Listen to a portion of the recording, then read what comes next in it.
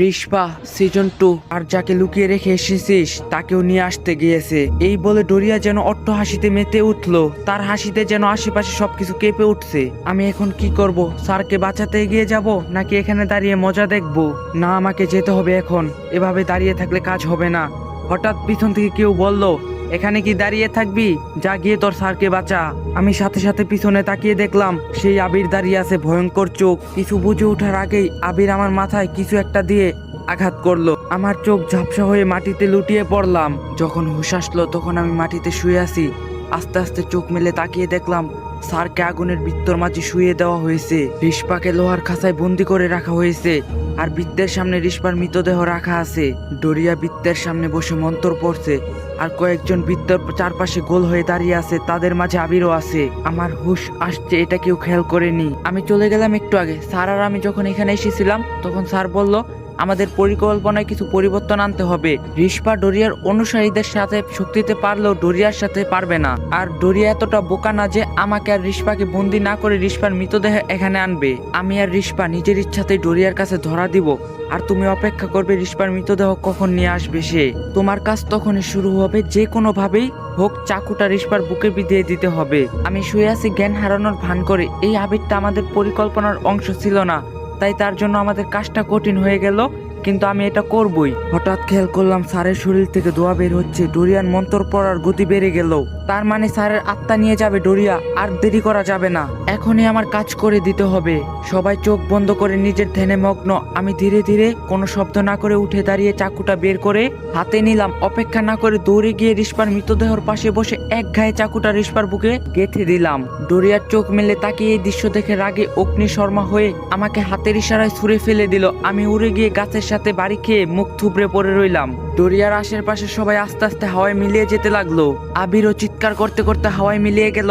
বাকি রইল শুধু ডোরিয়া। রাগের ক্ষোভে অপমানে তার সিংহাসনটা উঠিয়ে আমার দিকে ছুঁড়ে মারলো। আমি তাড়াতাড়ি করে সরে গেলাম। স্যার এখন অজ্ঞান অবস্থায় সেই বৃত্তে পড়ে আছে। রিশপা লোহার খাঁচা ভেঙে হাসতে হাসতে বের হয়ে এলো। ডোরিয়া আমার দিকে তেড়ে আসতে লাগলো। তখনই রিশপা ডোরিয়ার সামনে এসে দাঁড়িয়ে বলল, তুমি হেরে গেছো ডোরিয়া, এখন মেনে নিয়ে তোমার ওয়াদা মতো এখান থেকে চলে যাও। ডোরিয়া জোরে গর্জন করে সবকিছু কাঁপিয়ে দিল।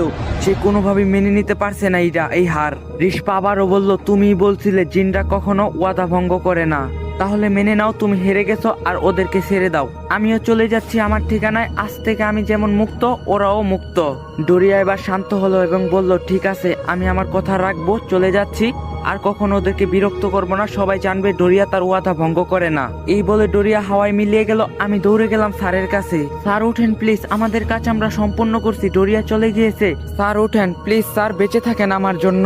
রিশপা বলল, আপু তুমি স্যারের বুকে চাপ দাও, তার নিঃশ্বাস আটকে আছে। আমি রিশপার কথা মতো স্যারের বুকে কয়েকবার চাপ দিতেই স্যারের হুঁশ আসলো এবং নিঃশ্বাস নিতে লাগলো। আমি খুশি হয়ে রিশপাকে বললাম, স্যারের জ্ঞান ফিরে এসেছে রিশপা। দেখলাম রিশপার মুখটা একটু মলিন। স্যার বলল, বেহুশ অবস্থায় আমাকে কিস টিস করো নাই তো আবার? মুখটা কেমন মিষ্টি মিষ্টি লাগছে। রিশপা আর আমি দুজনে হেসে দিলাম স্যারের কথা শুনে। এবার রিশপার বিদায় নেওয়ার পালা। যাওয়ার সময় রিশপা একটা শুকনো হাসি দিয়ে বলল, আপু আমার স্যারকে তোমার জিম্মায় রেখে গেলাম, দেখে রেখো। আর সত্যি অনেক মানিয়েছে দুজনকে। রিশপার এই শুকনো হাসির পিছনে কিছু একটা না পাওয়ার কষ্ট ভেসে উঠছে স্পষ্ট। আমিও বুঝলাম রিশপার কষ্টটা আসলে কোথায়, কিন্তু কিছু করার নেই, হয়তো এইভাবেই লেখা হয়েছে আমাদের কপাল। স্যার রিশপাকে বলল, হয়তো আর কখনো দেখা হবে না, যেখানেই যাবে ভালো থাকো। এই স্বার্থের পৃথিবী তোমাকে বিদায় দিয়েছে ঠিকই, কিন্তু আমরা সব সময় তোমাকে মনে রাখবো। বোনটাকে বিদায় দিলাম চোখের পানিতে। যদি সম্ভব হতো রেখে দিতাম, কিন্তু আমরা প্রকৃতির বিরুদ্ধে যেতে পারি না। রিশপা হাসি মুখে হাত নাড়িয়ে চলে গেল আলোর মতো। আমি বললাম, এবার কি স্যার, কোথায় যাচ্ছি আমরা? কোথায় আর যাব? আমি আমার বাসায় যাব, তুমি কারো না কারো বাসায় যাবে। এটা কেমন কথা? আমি জানি আপনি আমাকে পছন্দ করেন, আর আপনার মা তো আমাকে বৌমা হিসাবে মেনেই নিয়েছে। তাহলে এখন আমাকে হাঁটু গেড়ে বসে প্রপোজ করবেন? পাগলা গারদের সিটে বুকিং দিয়ে রাখবো নাকি? পাগল হয়ে গেছো তুমি? আমি তোমাকে প্রপোজ করব কোন কষ্টে? আর তুমি যে আমাকে পছন্দ করো সেটা আমি জানি না মনে করছো, তাই তুমি হাঁটু গেড়ে বসে আমাকে প্রপোজ করবে? আমি মুখ বাঁকিয়ে বললাম, ইস আমার ঠেকা পড়ছে আপনাকে প্রপোজ করতে। এই বলে একটু অভিমান দেখিয়ে হাঁটা দিলাম সামনে। পিছন থেকে স্যার ডাকলো, রিশপা। আমি তাকিয়ে দেখলাম স্যার একটা সুন্দর আংটি হাতে হাঁটু গেড়ে বসে আছে। আমি মুখে হাত দিয়ে প্রায় কেঁদে দিলাম। স্যার বলল, রিশপা তুমি আমার সাথে এক বিছানায় বুড়ো হবে? আমি দৌড়ে গেলাম স্যারের কাছে, হাত বাড়িয়ে দিয়ে বললাম, আমি হব।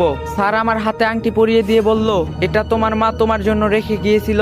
রিস্পা আমাকে দিয়ে বলছিল সঠিক সময়ে এই আংটিটা তোমার হাতে পরিয়ে দিতে, আর এখনই সেই সঠিক সময়। আমি স্যারকে জড়িয়ে ধরলাম, আপনি আমার জীবনের সেরা উপহার। আসসালামু আলাইকুম গাইস, তো এখানে শেষ হলো রিস্পার জীবনের গল্প।